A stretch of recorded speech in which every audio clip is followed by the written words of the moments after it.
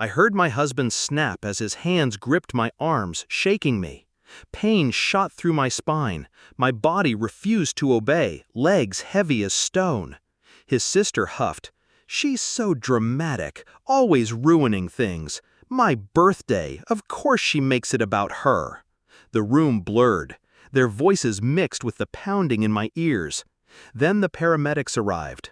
One look at me, motionless on the floor, and his voice cut through the noise. "She can't move her legs. Possible spinal injury. Call for police backup." That was the moment their faces changed. The smugness drained. Fear crept in. Because they knew. The MRI would reveal more than they ever expected. Backstory.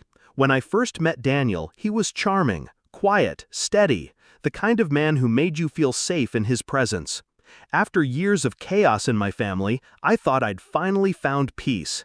He was attentive, devoted. At least, that's what I let myself believe. Even his sister, Elaine, welcomed me warmly at first. She said I balanced him. I thought she meant it as a compliment. Love made me blind. Blind to the way Daniel's temper flashed when no one else was around. Blind to the way Elaine tested boundaries, always undermining me with a smile.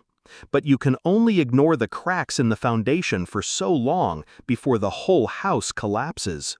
Discovery. The first clue wasn't dramatic. A late-night phone call he silenced too quickly. A lipstick stain too bold to be mine. I asked once, softly, not accusing. He laughed. "You're imagining things. Stop being insecure." I wanted to believe him, but the signs grew louder.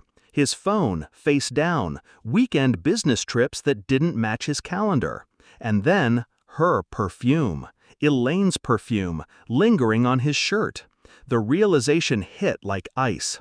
Not just betrayal, but incestuous betrayal. Husband and sister conspiring together. I didn't scream. I didn't confront.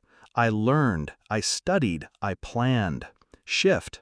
They thought they were clever, that I was fragile, weak, dependent. I played into it. I let Daniel believe I trusted him again. I let Elaine roll her eyes and dismiss me. All the while, I was documenting, recording his late-night visits to her house, copying bank statements that showed money funneling into her account. I hired a lawyer, quietly, strategically. I prepared every piece of evidence until it formed an airtight cage. But I didn't just want a divorce, I wanted them exposed. Execution. It began at Elaine's birthday. She loved attention, so I let her have it. The house full of friends, family, colleagues, everyone who thought she was untouchable. I wore heels even though my ankle was weak. I knew the stairs would be crowded. And when Daniel brushed past me, deliberately, I let myself stumble. The pain was real, the fall brutal. But when I hit the floor and couldn't feel my legs, I saw their smirks. They thought I was faking. That was my moment. The paramedics came, police backup followed, and when the MRI revealed not just the injury, but old untreated fractures in my spine, records of violence ignored, suddenly it wasn't just an accident, it was assault. Patterned, provable. Climax.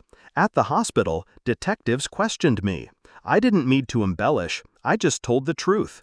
Every bruise I'd hidden, every threat he whispered, every fall Elaine insisted was clumsiness. Then I gave them the folder, the recordings, the financial transfers, the photographs. Their affair undeniable, their collusion criminal. Daniel's face when the police cuffed him, rage twisting into disbelief, was a masterpiece. Elaine's screams blaming me, begging for mercy, fell flat against the evidence stacked like bricks. For years, they painted me as weak, but in that sterile hospital room, unable to move my legs, I'd never felt stronger. Resolution. Recovery was slow. The doctors couldn't promise I'd walk again. But what I lost in movement, I gained in freedom. Daniel was sentenced, domestic abuse, financial fraud. Elaine disbarred, her career in ruins. They didn't just lose me. They lost the image they'd built, the perfect man, the perfect sister, the perfect family. All of it crumbled under the weight of truth. Sometimes I replay that night. The sound of Daniel snapping at me, "Stop overreacting, it's just a small fall." He didn't realize he was narrating his own downfall. A fall, yes, but not mine, theirs. And I made sure they never got up again.